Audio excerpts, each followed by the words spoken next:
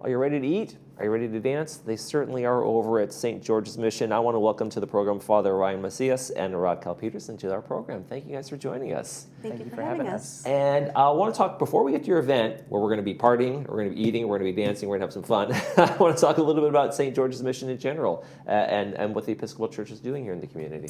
Yeah, well, we've been here for over 130 years now. We were founded in 1891 by a family of English immigrants, and we've been welcoming people to our doors, through our doors ever since. Mm-hmm. And so we are a worshiping community. We have services at 10 o'clock on Sunday mornings, mm-hmm. and we have all kinds of community events happening. Mm-hmm.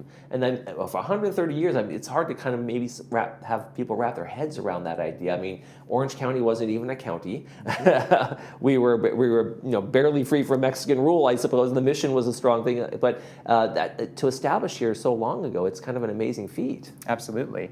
And actually, the original mission building, the clapboard mission building, stands. It's in Lake Forest at Heritage Hill Park. And really? I've been to that park. Yeah. Our present building on Avenida de la Carlota was built in the 1960s. Okay, wow. I remember seeing that. I remember seeing that church when I was a kid. Yep. And they had a schoolhouse there, too, for a little while. They moved over to that location. Right. That's really interesting. I did not know that was the church I was looking at when I was a kid. Yeah, that's us. We're still here. That's amazing. It's amazing. So let's talk a little bit about the event you guys have coming up and what the celebration and the reason behind it and the whole thing. Yeah, so we're going to have a fun fiesta on September 20th, and it's to celebrate Mexican Independence Day. Mm-hmm. So Mexican Independence Day was in 1810, where Father Miguel Hidalgo, he basically rang El Grito, so it's the church bells mm-hmm. in Mexico that he rang, basically freeing Mexico from the Spanish rule. Mm-hmm. So we're celebrating the independence and freedom of the Mexican heritage from Spanish rule, and just bringing the community together as a way to celebrate and give them a safe space. Mm-hmm.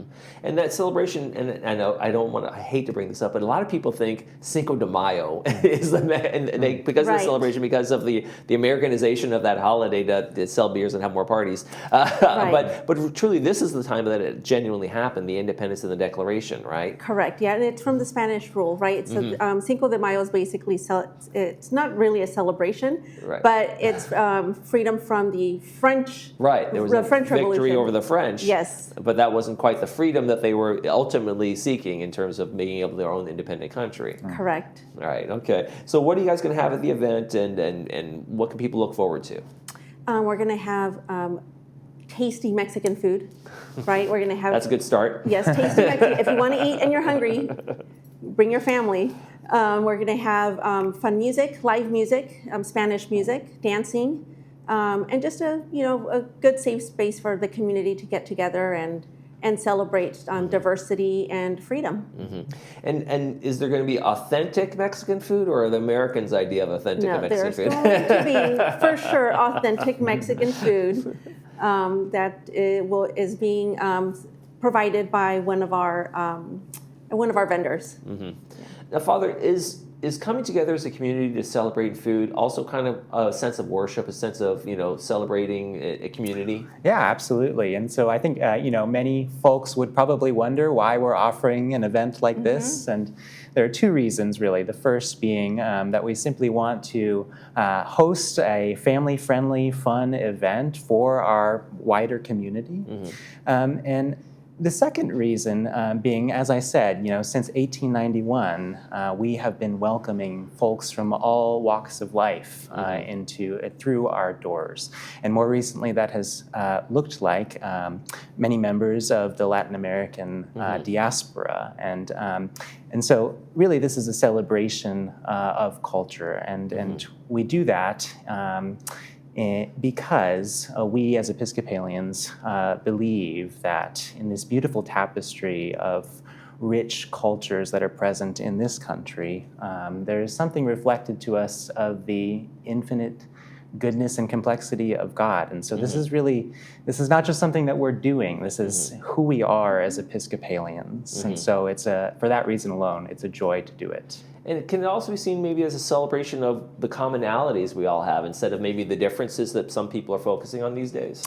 Absolutely. In times like this, coming together across difference, I think, is really what we are all about at St. George's. Mm-hmm.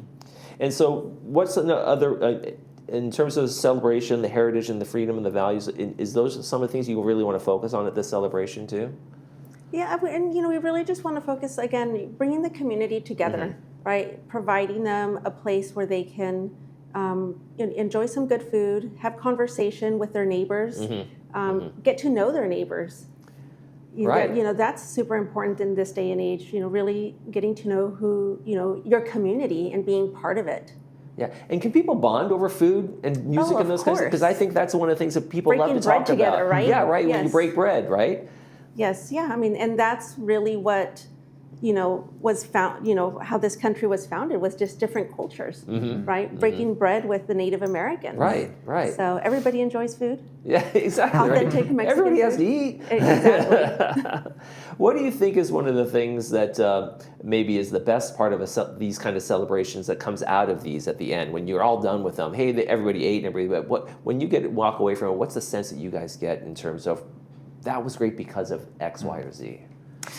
I think just coming away from these events with a sense of fullness and celebration and joy, and getting to know, once again, our neighbors. Exactly. And they're very celebratory, and we have a good time. So St. George's knows how to party. That's good to know.